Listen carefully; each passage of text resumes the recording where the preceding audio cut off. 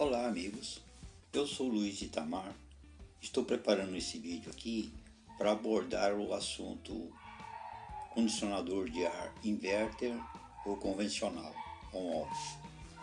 Bem, sabido aí pelas publicidades que eles anunciam muito que o inverter é 70% mais econômico, 40%, essas coisas assim mais econômico que o convencional.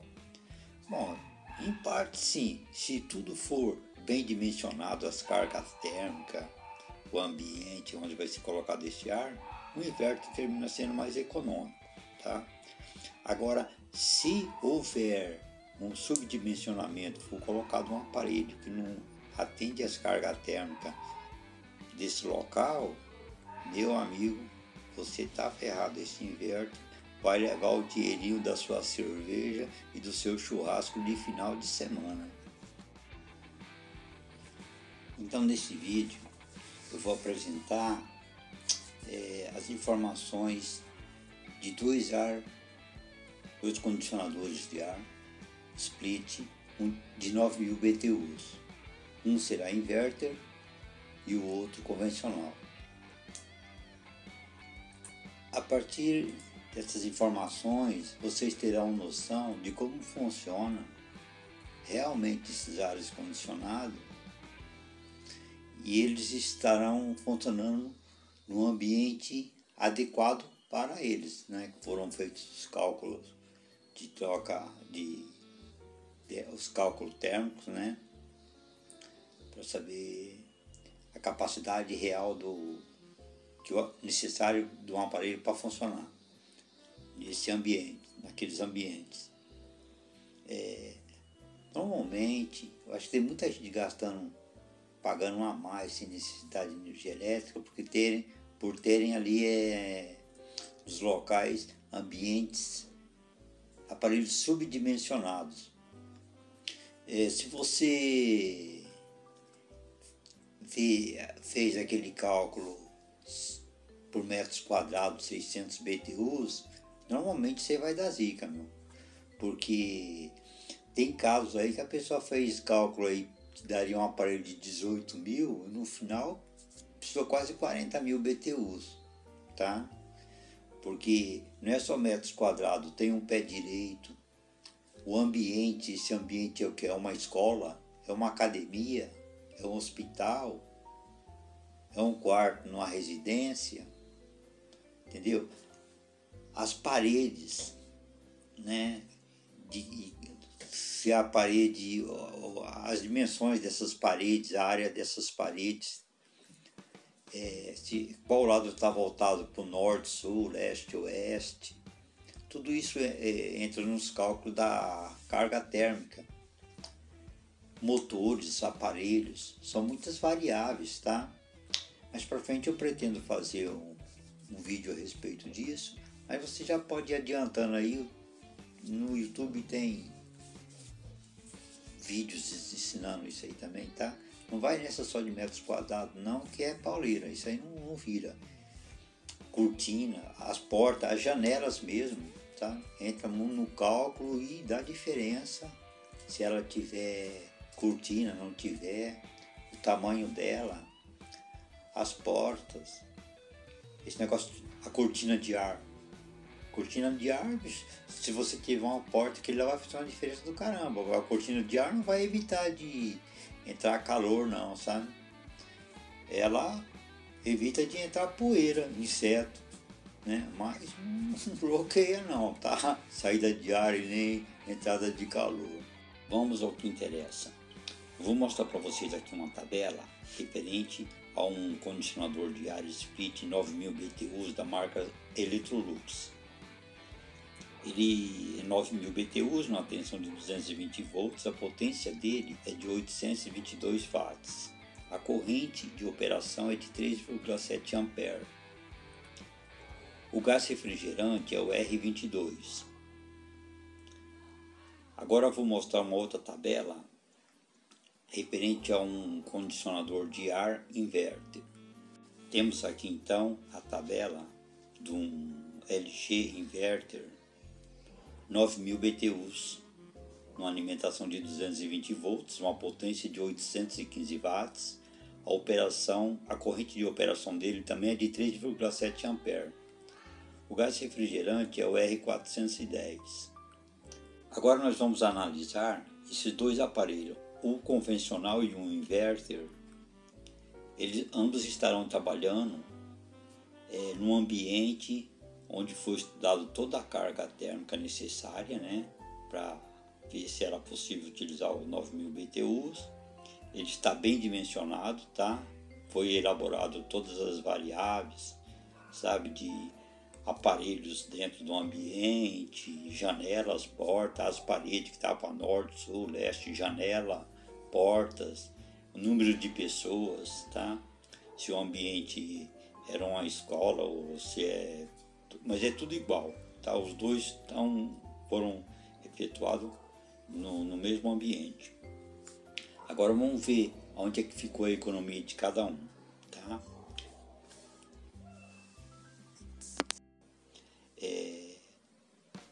Nessa tabela temos a corrente nominal e a corrente de partida.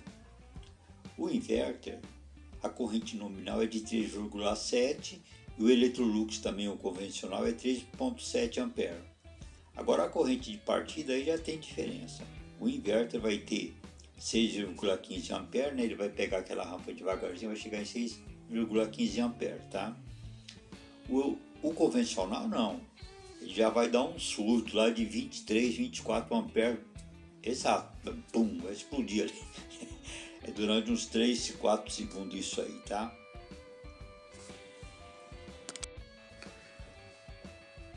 Bom, vamos ver nessa tabela agora a corrente de operação durante 24 horas dos dois aparelhos, do inverter e do convencional. Essa tabela aqui, essa primeira aqui é do convencional, tá? Essa análise é feita das 13 horas da tarde até as 13 horas do outro dia, no período, quer dizer, de 24 horas. O convencional, quando ligou ele, a corrente atingiu um pico que está marcado aqui pela coluna da direita, e às 14 horas, 13 horas, ele estava dando uns picos aqui de 20, 26, 23 amperes mais ou menos, tá? Mas mantinha, assim que dava o pico, né, de partida, estava mantendo por volta de 5 amperes a corrente de consumo, tá? Quando foi lá por volta das 0 hora, ele começou a cair um pouco esse consumo. Às 2 da manhã, estava consumindo por volta de 3 amperes. Quando foi 6 da manhã, quando ele consumiu a mínima corrente, que é por volta de quase 2 amperes, tá? 2 amperes e meio, 2 amperes e meio. Quando deu meio-dia, ele estava com por volta de 3 amperes. Aí foi lá deu uma partidona lá daquela doida e voltou a consumir por volta de 5 amperes. Essa é a corrente nominal do aparelho convencional. Agora vamos aqui para o gráfico da potência consumida aqui do convencional, né? Quando ligou ele estava consumindo, ele deu uma partida lá por volta de 930 watts mais ou menos, deu aquelas partidas lá e manteve por volta de 850 das 2 horas até as 16 horas, consumindo 850 watts, até por volta das 18 horas. Quando foi por volta das 20 horas, aí ele estava consumindo só 600 watts. Foi mantendo isso aí até as 11 horas da noite. Aí começou a cair. Quando foi 2 horas da manhã, ele estava consumindo por volta de 400 watts.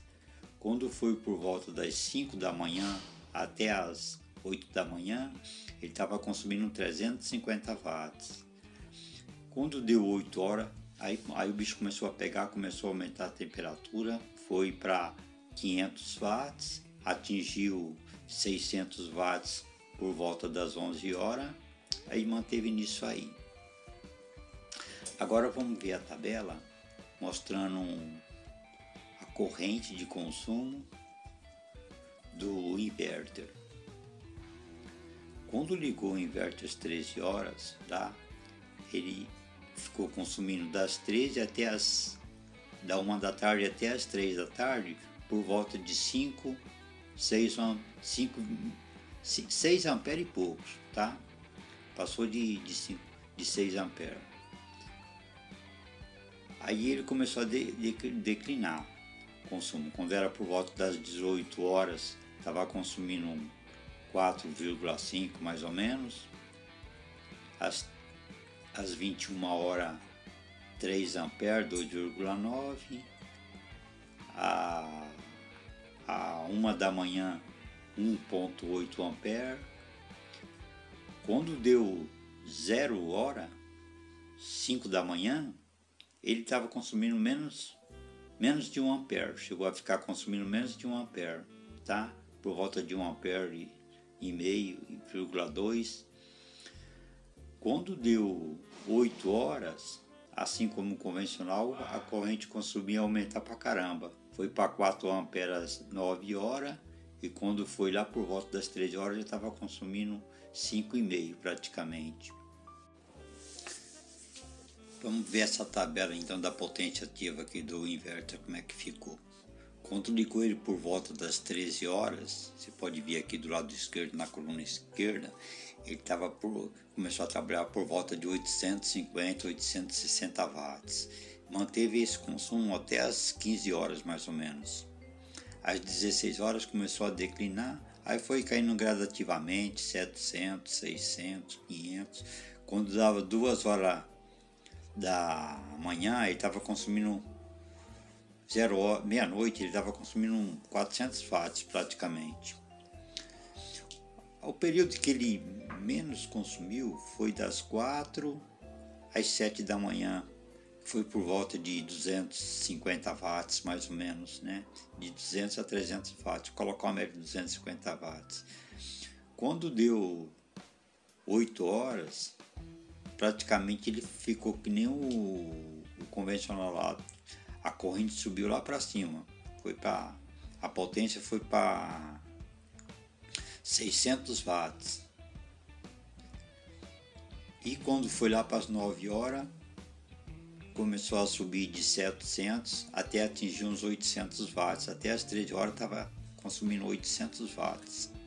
Esse é a potência consumida pelo inverter. Bom, o que nós podemos analisar aqui é o seguinte: quando foi feito toda essa média aqui, o inverter foi mais econômico. Ele foi mais econômico porque o ambiente foi bem dimensionado para os dois aparelhos, tá? As cargas térmicas foram tudo bem elaborado. Agora vocês perceberam aí que a corrente, a potência consumida pelo convencional, ele dá aqueles picos de partida, mas mantém sempre constantemente quase aqueles 3, 4 amperes que é a corrente nominal dele, né? E o inverter não. O inverter, ele quando tem a carga térmica que ele tem que trabalhar mesmo para refrigerar o ambiente, a potência dele não fica naquela nominal lá que está marcada. Ele aumenta, vai para 130, 140% da potência dele. Ele fica muito tempo trabalhando. Uma potência consumindo muito mais do que o convencional, tá? E como se os dois estiverem num ambiente que o aparelho está subdimensionado, tá? Um lugar que precisaria, por exemplo, um aparelho de 24.000 BTU e se colocou um de 9.000, nenhum dos dois vai vencer, porque entra mais calor no ambiente do que eles conseguem retirar do ambiente. Nesse caso, o convencional vai ficar, nesse caso, o convencional vai trabalhar na máxima potência consumindo lá os 3, 4 amperes dele. O inverter não, ele vai ficar o tempo todo trabalhando lá, consumindo lá uns 6 amperes. Aí, meu filho, e é que pega. E se a gente for fazer uma análise assim, a diferença que teve do consumo ali não foi grandes coisas para o ambiente bem dimensionado, que nem foi no caso aqui da NASA. Se você for perceber assim, a diferença de consumo assim, nunca, financeiramente o custo que custa preço que custa um inverter, a diferença de preço é muito grande pela economia que deu no caso aqui, que a gente analisou. E outra coisa também, se o inverter queimar uma placa, que nem o barbeador usou, pode jogar fora aquela bexiga lá, porque as placas saem cara, entendeu? Mas é isso, né? O bom do inverter é o silêncio, é bem silencioso mesmo, sabe? Às vezes você precisa dar uma olhadinha lá na hélice para ver se ele tá, porque você não ouve nada, é bem top nessa parte aí, tá bom? Então é isso aí, meus amigos. O negócio não é só acreditar nas propagandas, não. Provavelmente aqui, muita gente no Brasil deve estar gastando muito mais energia com inverter, porque esses dimensionamentos que os técnicos fazem só por metro quadrado aí, quando eu pego um quartinho numa residência, assim, uma salinha assim que não tem movimento, aí tudo bem, aquilo lá pode até dar certo. Mas se você já pegar um escritório, uma igreja, uma escola, um negócio assim, meu filho, uma loja, ali nego ali, se tivesse comprado ali um convencional, estava gastando menos energia, desde que o inverter, se for bem dimensionado, ele termina sendo mais econômico. Mas caso contrário, e é o que normalmente acontece, tudo feito errado, esses cálculos aí, né? Eu que está pagando, gastando mais do que deveria. É isso aí. Se você gostou do vídeo, dá um apoio, um joinha aí, dá uma curtida, compartilha aí para mim. E se o pessoal gostou aí, a próxima vídeo eu quero preparar um para fazer, para dar uma força para os técnicos aí, a trabalhar com ar central, tá? Fazer os cálculos de dutos. Só ficar aí pendurando esses split da vida e não tá dando mais não, né? Então é isso aí, meus amigos. Um abraço, até a próxima.